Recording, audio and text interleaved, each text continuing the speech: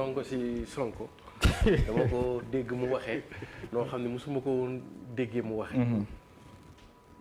boo ko doon xool mën nga ni avant il parlait avec le visage découvert mais là il a parlé avec le cœur ouvert. wax ji mu wax dafa grave. loolu la gëm. il a parlé avec le cœur. bu la neexee nga ni Sonko bi nga naan dégg fan yële c'était le Sonko de la rationalité. mais tey c'est le Sonko du cœur kii li muy wax nii c'était fort en tout cas man sama c'était violent. c'était violent mais pas violence péjorative. parce que n'oublions pas qu'il est dans le discours politique. Or la violence est consubstantielle à la politique. donc violence ci dimension politique la bokk. te tey da ngay xool ni même bu ñu nekkoon tey dimension physique ci suba si guddi gi c'était la dimension verbale.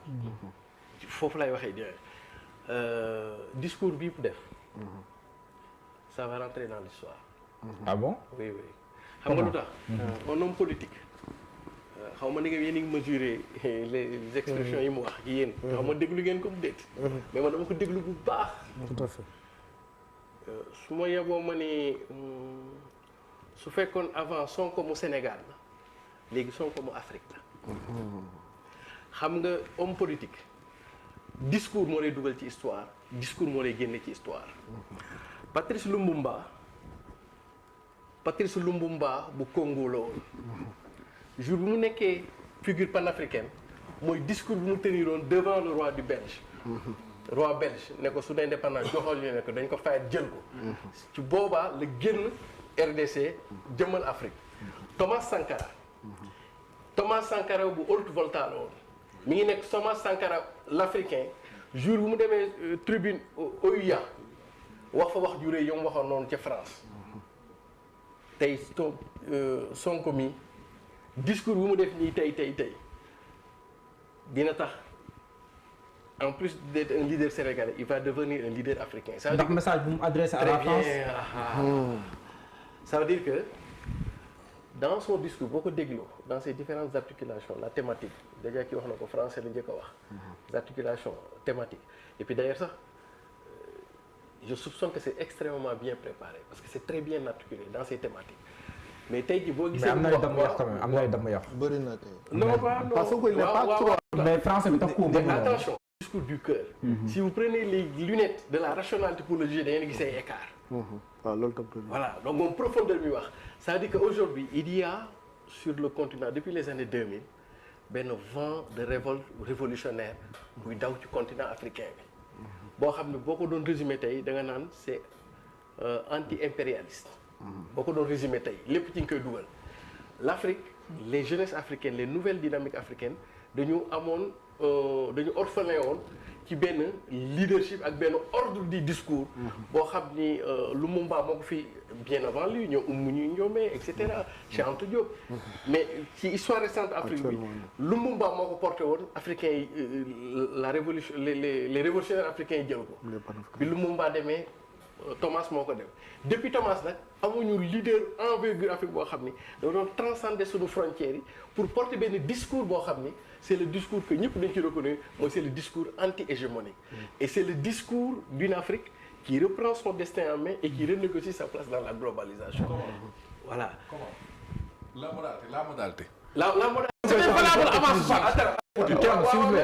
À la Chine. waaw non ma waxuma loolu. Leadership multipolaire. Oui, je sais, oui. te daanaka sax du chroniqueur mooy tax may wax man jàngalekat bi moo tax moo jox tax may wax. D'abord le discours contestataire envers la France ce n'était pas tenu par les politiques c'était la société civile africaine et les activistes qui le tiennent. Effectivement. Première chose.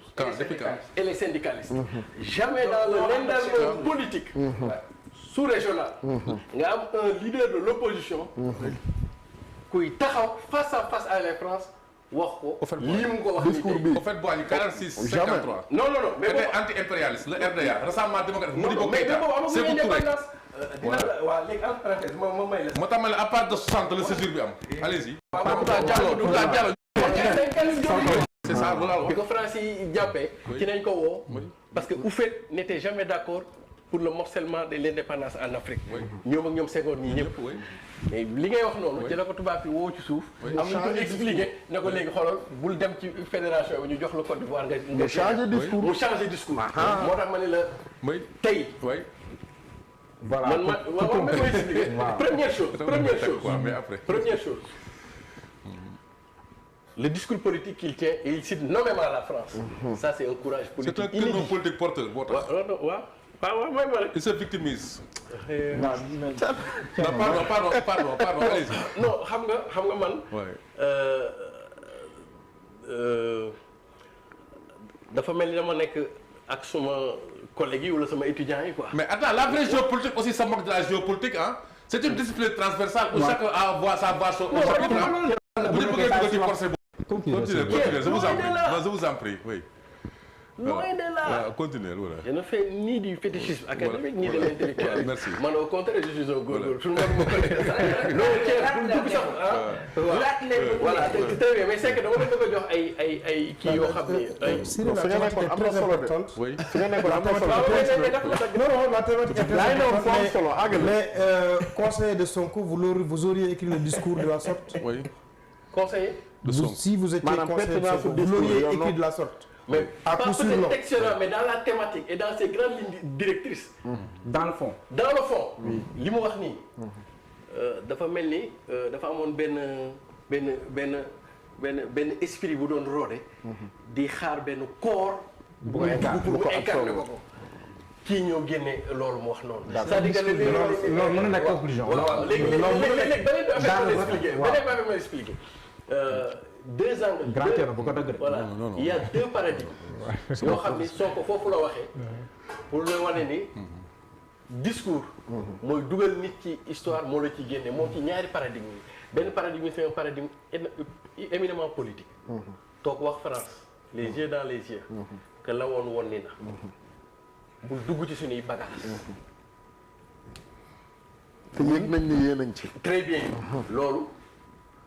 Ah ça il fallait le courage de le dire. Deuxièmement ñëpp xam nañ ne l'Afrique depuis les indépendances n'a jamais eu à profiter de ses ressources. L'Afrique a tout pour changer sa trajectoire mais malheureusement elle n'est pas souveraine dans ses ressources. Et revient la question de l'économie. Ça veut dire que moom bu mu wax ni dans son discours en filigrane il veut dire que si vous enlevez votre coude sur nous, on peut se prendre en charge nous-mêmes. On n'a plus besoin du paternalisme. C'est ce discours-là, moom moo ñor dafa mel ni comme les graines que Lumumba avait semées dans les années 60. Thomas arrosé moo meññ nii ne. léegi nag ñu war koo witt. léegi depuis loolu nag dafa mel ni Afrique dans le mouvement révolutionnaire. commencé woon nañ ko di seet ci syndicats yi après ñu commencé gis fi société civile bi mais c'était pas structuré. C'est avec son mais attention su ñu demee ba Tiken Jah Fakoly dit de lui. que ñun Sénégalais